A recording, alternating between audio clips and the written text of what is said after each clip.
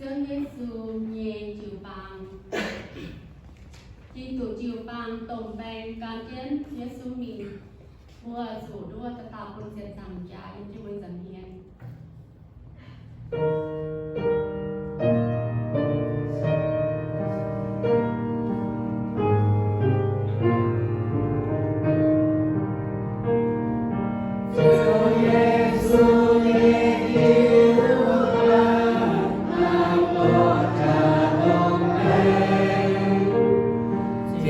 Hãy subscribe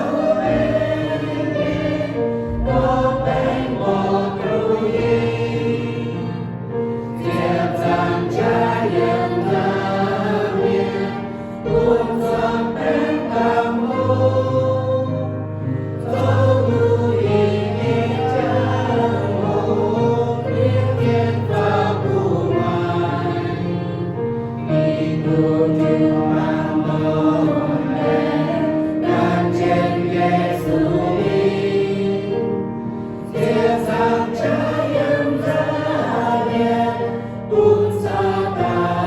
Ghiền Mì